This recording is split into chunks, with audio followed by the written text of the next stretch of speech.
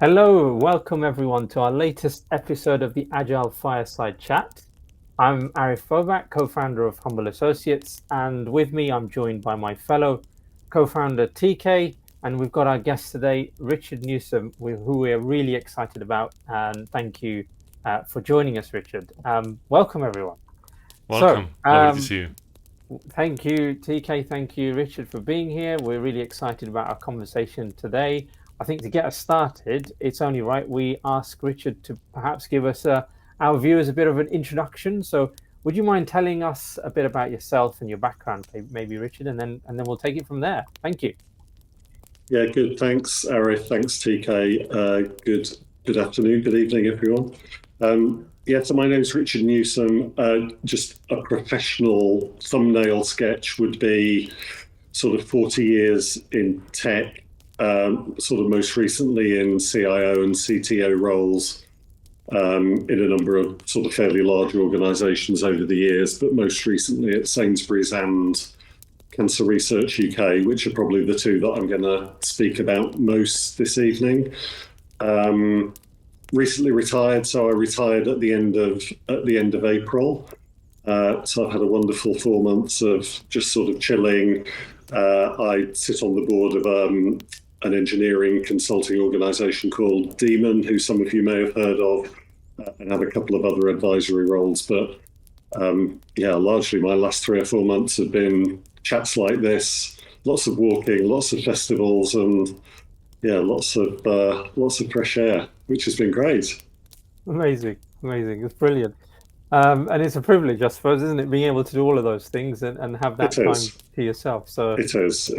It's a real privilege. Yeah, it's brilliant. And so thank you for giving us some of that retirement time. We really appreciate it.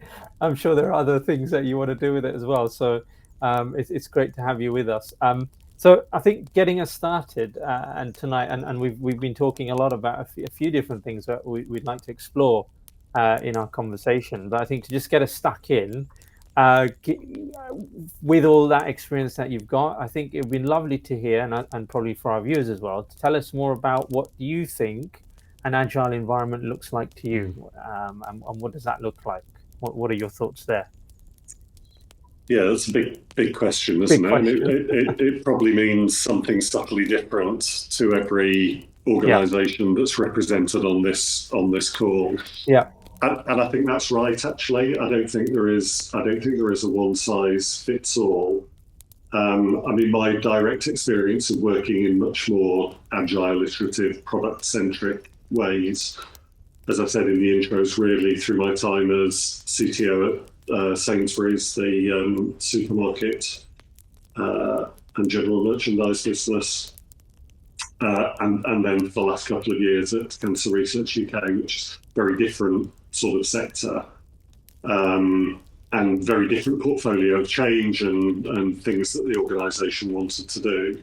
I guess some of the principles that I think held true across both organisations that I hear my peers talk about a lot are principles of empowerment, principles of pragmatism, principles of measurement, principles of continuous improvement over Big Bang.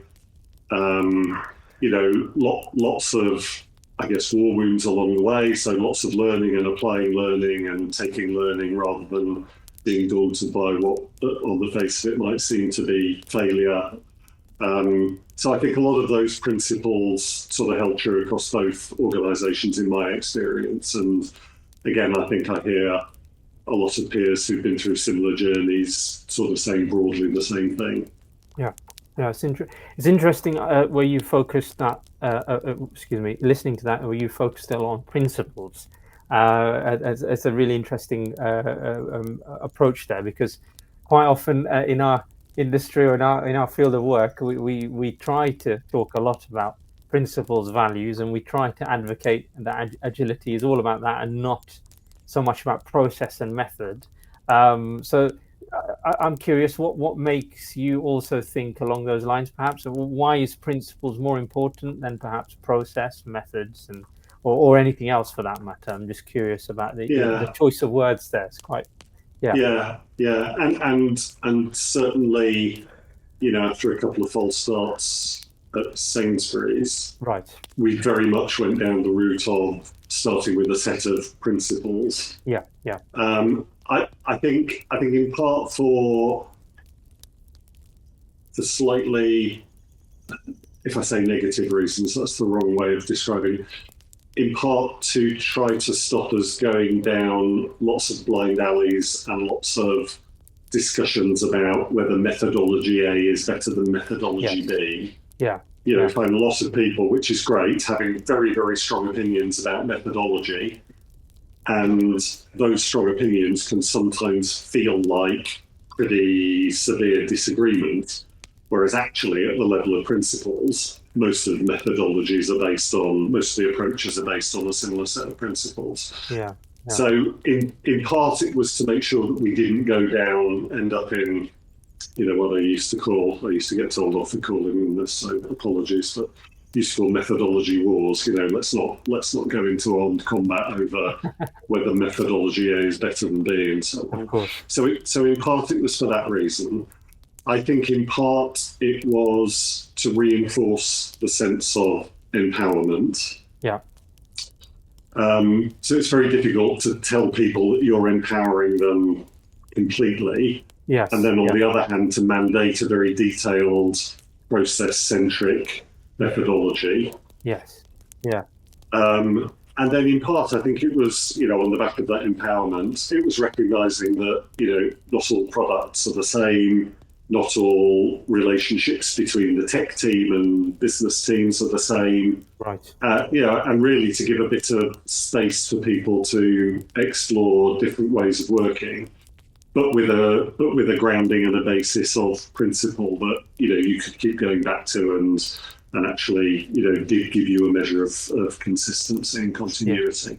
Yeah, fascinating. I think it's really interesting to hear what you're saying there, especially around those points about the acceptance or the realization that there is no one size fits all. That it's really key that you brought that out there and you exposed that. I think that's really, really interesting.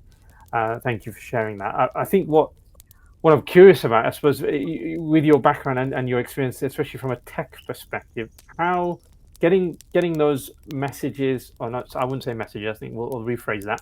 Getting that across when it comes to the rest of the wider business and getting their support, and especially your peers. So you're working at a very senior level, but getting your peers to feel that also okay with that type of approach. What kind of challenges have you come across, or did you find? And maybe are there any you want to share and give us some insight in?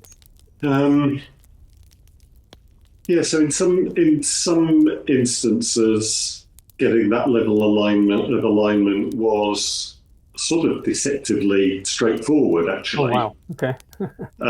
And in other cases, far less so. So, and in some cases, it was straightforward because the old ways of working just haven't worked, right. or were seen not to have worked. Yeah. There was seen to be either lack of delivery or lack of pace or lack of alignment or just some sort of grit in the gears of the relationship between the tech team and the business teams. Yeah. So in some cases that was actually quite liberating. What's to lose by getting behind this new way of working? Yeah. And to an extent that was felt quite high up in the organisation, certainly in the early days in Sainsbury's.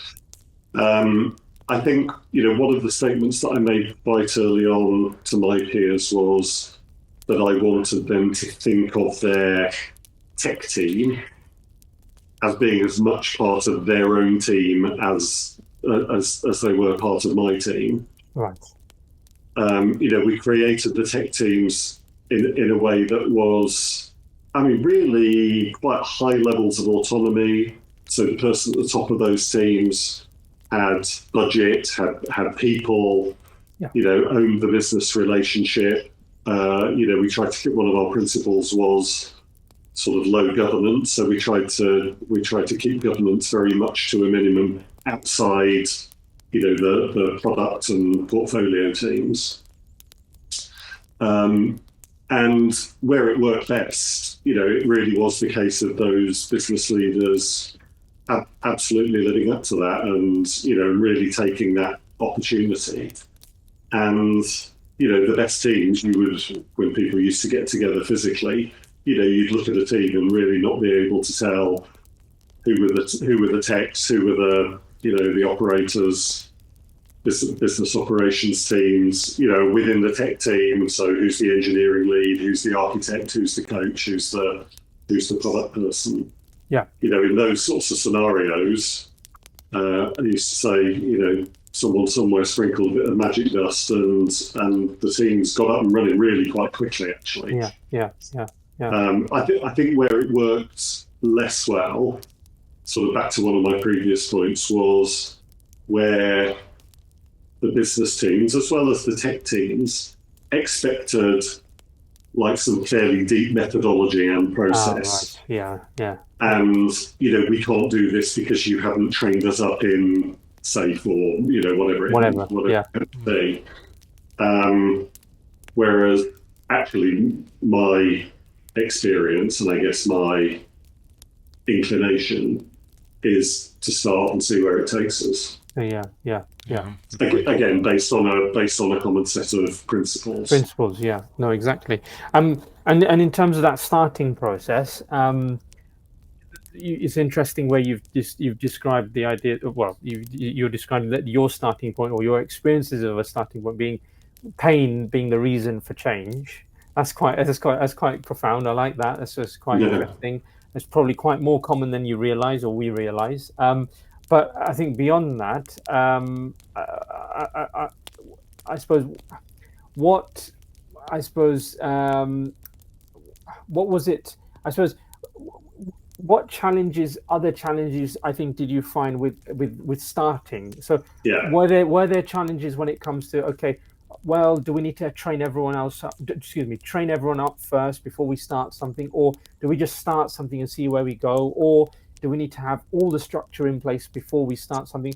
What's the right approach, and what have you seen? Because you get all of these kind of, people saying it's one of those you need to do, or all of them. Yeah. But so what are you? Yeah, go on. Yeah. So again, I mean, we went through several iterations of structural change, what I would call both organisation structure change and operating model change at Sainsbury's. And certainly when I joined cancer research, there was an expectation that we would do the same, so we did that pretty quickly. Right. But that team had been through several iterations in the past as well. Yeah. All of which came with some successes and some pain points, but huge amounts of learning. Okay.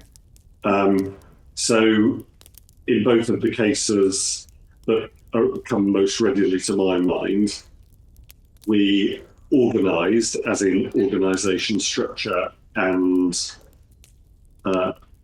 operating model, we organised around a set of principles that were based on product centricity and agile principles.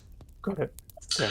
So that was the big lever. So we were pulling an organisational lever and organising ourselves in different ways, and very much organising ourselves into what in both cases I think we ended up calling portfolios, which were groupings of products and the teams who were responsible for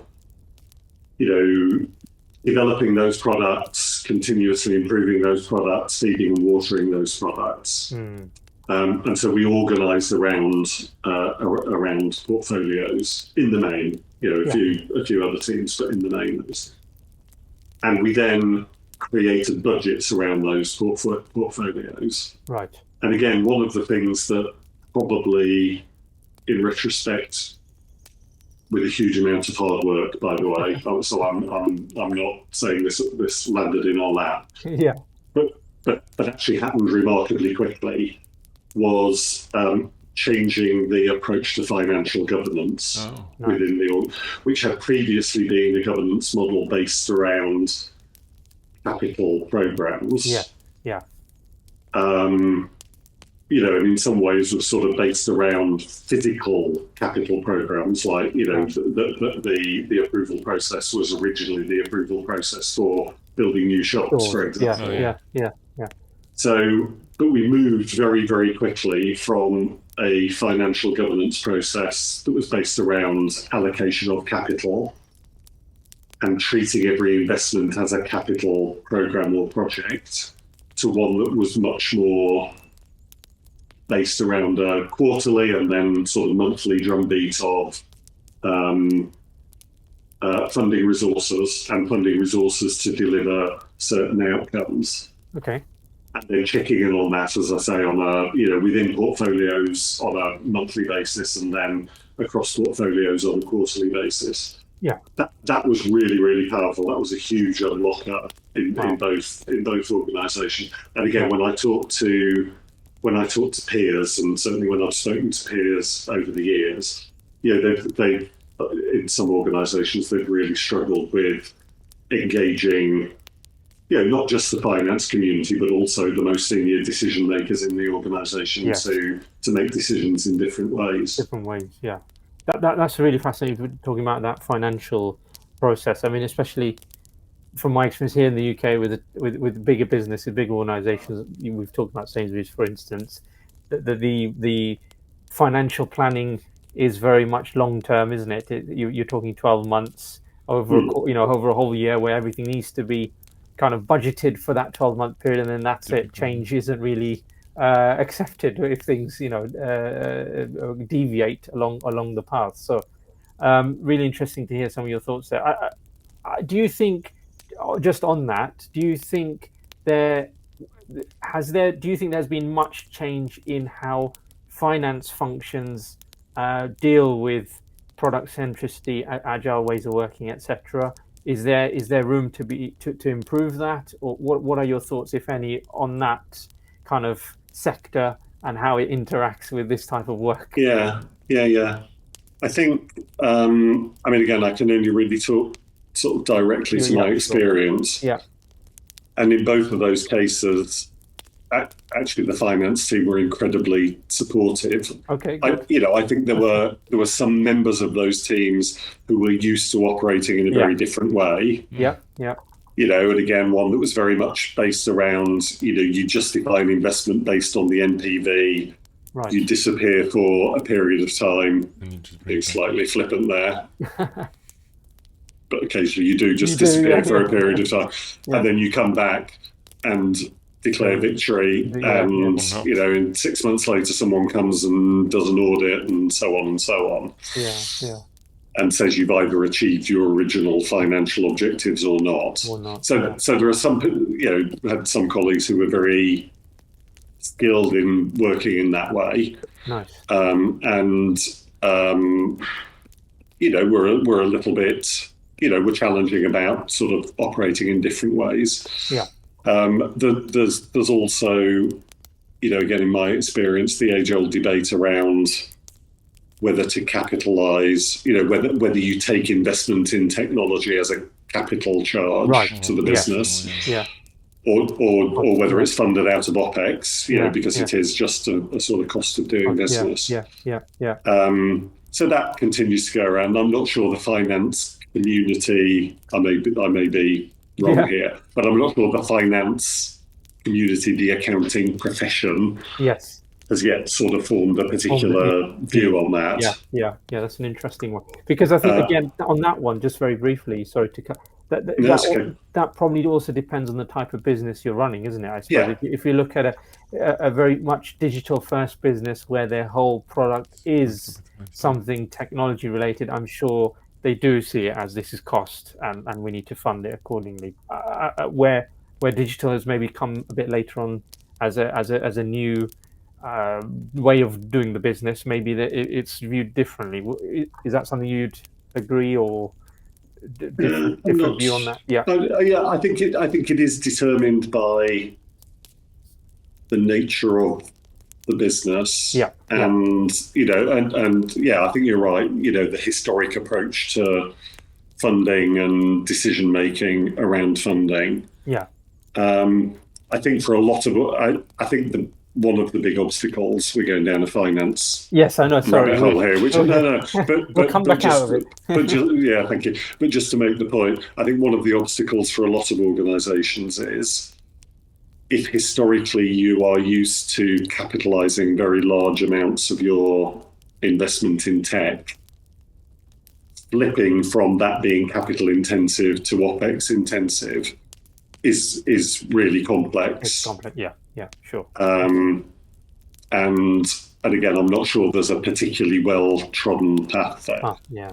But that can result in a fairly sizable hit to your numbers in the year that you do that, if you do it in 1 year. Do that. Okay. So that's an area of challenge when it comes to changing ways of working. So that's something worth noting and being aware of if you're watching this and you're in that process. Going back to our train of thought before we deviated, one aspect I wanted to touch on when it comes to change in organizations and from your perspective as a leader, bringing this new ways of working in, what we found, especially in the past as well, there tends to be this view among people like us, agile people like us, that there's this frozen middle, or there are these middle managers who are really the challenge, because they're really interested in holding on to their roles and their ways of working, and they're not really open to change, and they're the ones who are the most difficult to deal with. It's not the people at the top and it's not the ones at the bottom, but it's the front.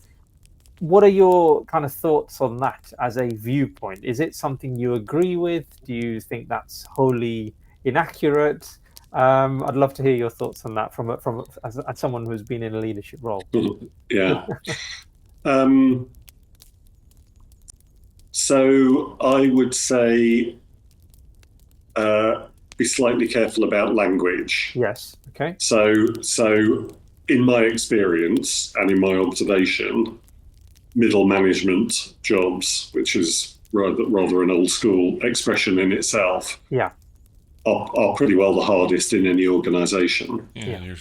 Because they're getting all of the very well intentioned prioritization and decisions and ideas and thoughts and pressure and all of that sort of stuff is coming top down. They're getting a whole load of expectation, the need for training and development, blah, blah, blah, all of that great stuff. They're getting all of that from within their teams. And, there's probably a good reason why it's easy to form the view that stuff gets stuck. It's because it does. They're right in the pincer there in those roles. So I would say, my first thought is, let's not demonize the people who are doing, the often the most difficult jobs in any organization. Right. And my second point is, they're people just in exactly the same way as senior leaders are people, and people in their first role are people. And they'll need some motivation and some leadership and some incentive and some clarity. And probably some prioritization. If you want me to do this, what about all this stuff? And frankly, the role of the leader is to create, in my view, is to create the environment in which teams can be successful. Can't do that without the leaders of those teams being on board. It's just not possible. So, so I have a lot of, I would say the biggest successes of teams that I've led have been successes that have been led almost sort of middle out. So I used to use an expression middle out rather than top down, bottom up. And I think that's where I'm sat in the Demon office here, and we use the word movement. We talk about creating movements around digital transformation, movements are, I think, by far the most powerful when they are both middle out as well as top down and bottom up. Yes, yes, yeah, yeah. Thanks for that, Richard. Really interesting to hear that, and thank you for those points. I think really important to hear those, especially that the points about they're humans, treating people with empathy, respecting the fact that they are they're doing a job under severe pressure, under like everyone else is. I think that's a really interesting point, and people in our role, in our profession, need to recognize that and be aware Yeah. of it. So a good message for our viewers as well, I think. Which brings me to maybe a sub point, I think, or another more wider point perhaps, which is in your role or previous roles where you've taken on this role of bringing change in. Um, what are the key ingredients in your view that make change successful? And I'm more thinking from your leadership hat on. What are the things that you're doing or you're thinking of are very important in order to make that change successful? Going whether it's that product centric, agile ways, or however you want to describe it. Yeah. So I think we've touched on a number of them. I would say as a leader, so for me personally, and I had what I'm sure is a very representative set of things that didn't, things that went brilliantly. Yes. Almost always through no credit to me. Things that went less well, probably because I'd got in the way, and a whole load of things that were entirely as expected. So, I haven't got any sort of magic formula here. I became a big convert to the principles and practices of servant leadership. Okay. So the point that I was making most recently, my definition of leadership is to create the environment in which teams can be successful. Nice. And quite often that means just clearing out, to be honest. And I think some people looked at what I'd done and thought that I'd over-indexed on that and over-indexed on empowerment and over-indexed on autonomy and what about staying true to our enterprise architecture, which I'm not saying that is unimportant, by the way. So both in terms of sort of some of the practices of agility and some of the roles and responsibilities that we put in place in the organization model and operating model, but also in my personal leadership style, very much sort of the principles of servant leadership. We used to use sort of models like Lencioni to sort of pull ourselves together as a leadership team and make sure that we were all operating to a similar set of values, and we weren't indulging in anti-patterns of behaviour and all of those sorts of things. But I think where I felt most fulfilled as a leader was actually in living up to some of those principles and practices, and being there for the teams when needed, but actually really going as far as I possibly could in empowering teams and individuals to set their own agenda and then deliver against it. And with that comes responsibility, right? So it's not a free pass. But equally that's my responsibility that I'm investing in them as well as the person who ultimately does carry the can for hundreds of people and hundreds of millions of pounds worth of investment. I mean, it's really interesting to hear some of this, and I wonder if I asked you, I maybe put you on the spot a little bit, Richard, said if you were answering the same question, giving your response, say 10 years, 15, 20 years earlier in your career, then that, would it have been a different answer? I don't know.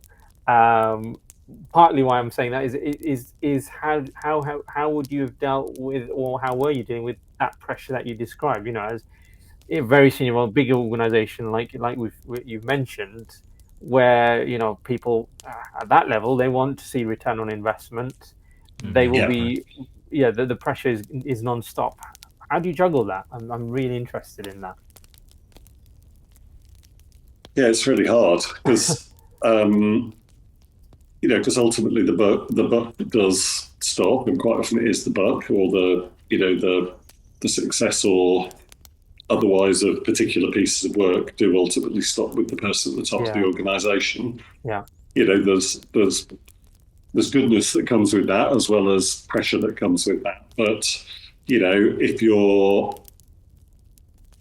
ultimately accountable for a piece of work that isn't delivering, or even more extreme, you're accountable for day-to-day service and you've got some service problems, or day-to-day security and you've got some security problems. Yeah. I mean, there's no hiding place from that. And, to sort of pass that to your teams and step back and, would be entirely wrong. Yeah. So I guess the me of 15, 20 years ago, I think, there's clearly one of the big wishes, or one of the big messages that I would probably share with people, and I think what our teams are looking for from us as leaders is authenticity. So being true to yourself, knowing yourself well enough, and being true to the person that, to the self that you know.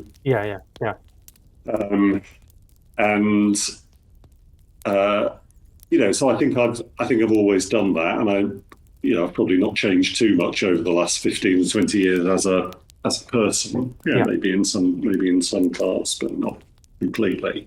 Right. So I think I've always been the same sort of bloke. So people who worked for me 15, 20 years ago, if they'd popped up at Cancer Research, it probably would have felt fairly familiar. I mean, yeah. But there's no doubt that, I guess the me of 15, 20 years ago,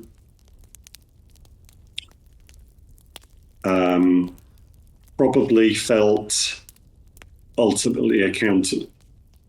It can be a lonely place, right? So I would have felt ultimately accountable. I probably also felt a bit frustrated because certainly in large hierarchical organisations, the person at the top can tend to be a bit of a walking signature. Okay. Your job is to sign stuff off. Right. And apart from that, not get involved in anything. Yeah. Don't get involved too much, and that can be pretty. That's lonely. That can be pretty demotivating, to be honest. That's pretty low. Yeah. So I think the world, and clearly moving to work from a model which is entirely sort of capital program centric to one, again, to some of the points we've discussed, which is very much more integrated, very much more tech and other parts of the organisation working much more closely together, shared outcomes, shared goals, shared metrics, real blend of a team. That for me is always where I've got my buzz, where, you're stood with a foot in the rest of the organisation, a foot in tech, and bringing those two things together. Amazing. So for me, that, as a leader, the last 10 years were fabulous, actually. Amazing. Nice. Really, really amazing to hear that. Sorry, that was a bit of a ramble, but no. I think hopefully answered the question. No, it did. I think it's interesting, and excuse me. What I think I hope our viewers appreciate. I appreciate your just honesty there of how challenging and difficult it can be at the top. The loneliness, as you mentioned, and how people perceive your role, right? So that I think I can see it must be quite bizarre at where you think your role in a certain way, someone right at the bottom may perceive you completely differently because of their role title, etc., or whatever, seniority and so on. So it's really interesting to hear it from your perspective, and also nice to hear your approach on servant leadership, being very true to yourself and demonstrating that being very important.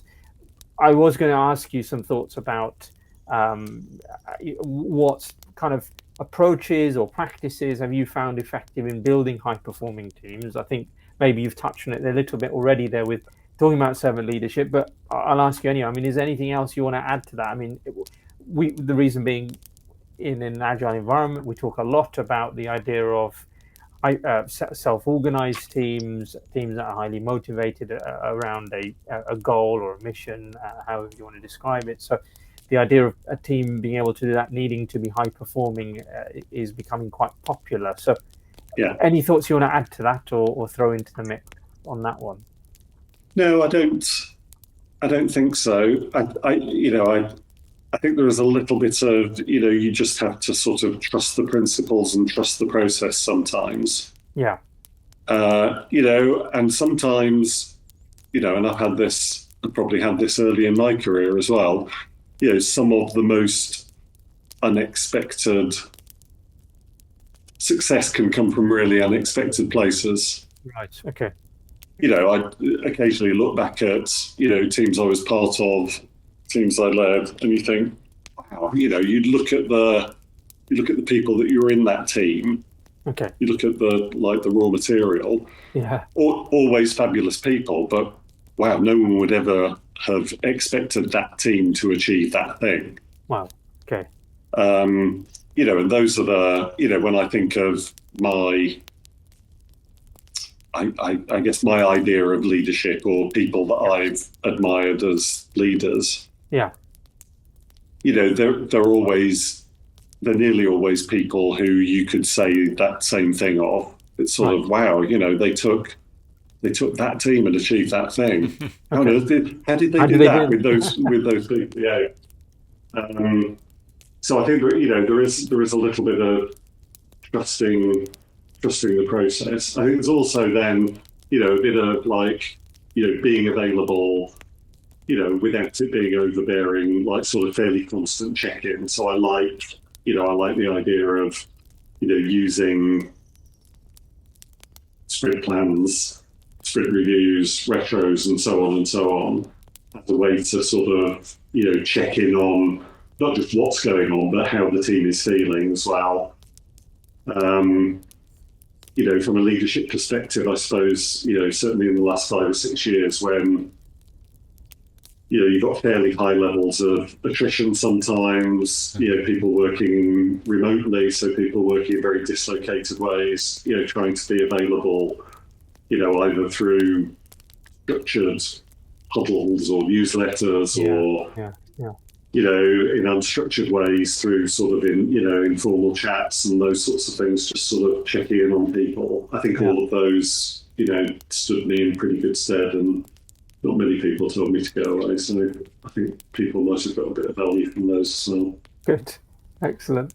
I'm sure they will. I'm sure they would have, which, they'd be silly not to. Maybe they're too polite. I just on that, talking about some ways of working a little bit more. One thing I wanted to ask, I think we're coming to the end now, but if we're looking ahead, I know you've retired now. You're out of work, but you're still in touch in other ways. So, from how you perceive the industry, the industries that you've been a part of, and how change is constantly happening. We've got completely new things in the world of work with for example, AI and things like that coming in and affecting how work happens. I just wondered, do you have any thoughts on the continued value of product-centric ways of working, or agile ways of working, as approaches to work? I mean, do you have any thoughts? Are they still important, do you think? Will they be important going ahead, looking further into the future? Or just any thoughts on that? What would you, if you would like to share anything, we'd love to get your insight. Yeah, it's a good question. I don't, maybe this is me not being imaginative enough.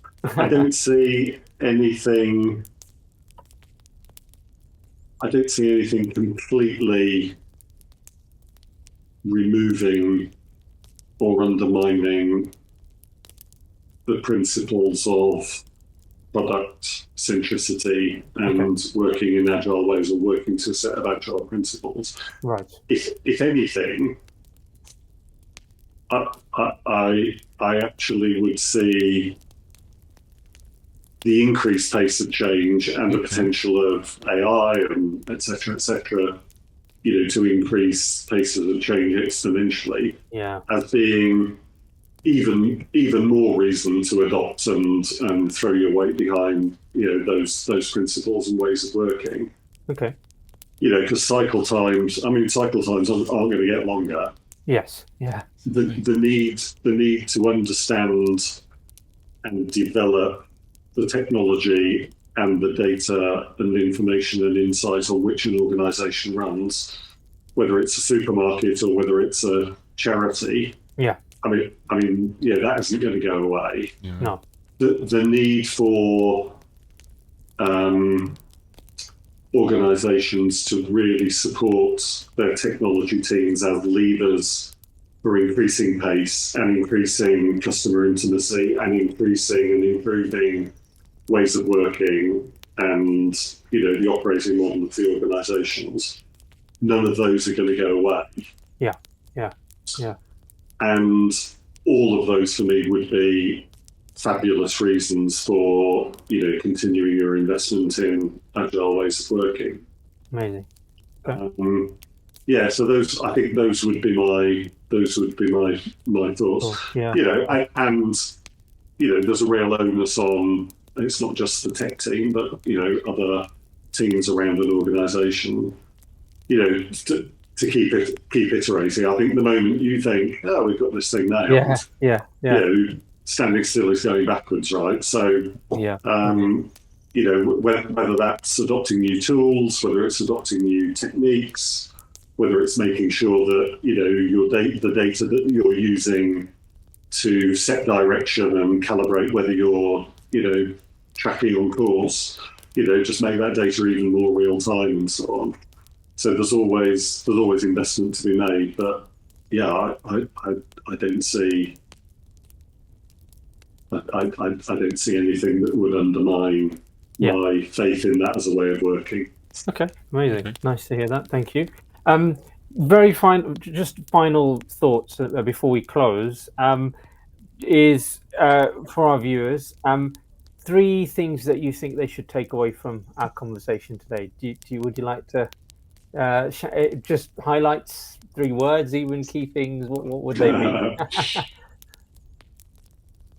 Struggle with 3 words, as you've probably seen or already. Phrases, however you want to. So I would say resist methodology infighting. Okay, nice. I would say align your organisation and your finances behind your products and portfolios of products. Okay, yeah. And I would say, and this might not be for everyone, deliberately over-index on empowerment. Nice. Okay. And autonomy. Brilliant. My only slight sort of counter to that is that needs to be in sync with the culture of the organisation. Yeah. Which was my sort of second point about sort of organisation and operating model alignment. Yeah. And sort of beware the autonomy, because it's easy to give autonomy. It's quite difficult to then sort of rein that back a little bit. Yeah. But if you want 3, it's those 3. I love it. Thank you so much. That's brilliant, Richard. Really good insights, and we hope they're valuable to all our viewers out there. We've not had any questions come in, so we're going to draw it to a close in any case. But thank you so much, Richard, for your time and for your insights. It's been wonderful having you. I've learned a lot just listening to you. It's been really, really insightful. Thank you so much. We hope our viewers did. We'll be getting this out there on YouTube very shortly, so look out for that. It'll be in our newsletter. the last thing we want to share, just a short PSA, I think, TK, isn't it, around something we've got on our website that we think will help you, viewers out there. If you're considering looking to bring in agile ways of working to your organization, well, we've got a readiness tool, an assessment tool on our website. So if you go away onto that website, scan the QR code that you can see on your screen, have a look at that. You can answer some questions on there, and you'll get some insight in terms of how ready your organization is to apply agility, and see where things are for you, and make some decisions on what you want to do next. But that's all we wanted to share with you today. Thank you for being with us, and look out for our next events. Thank you again, Richard. Thank you, TK, for being with us and hosting us as always. And we'll see you around soon. See you around. Bye-bye. Thanks, everyone. Thank you.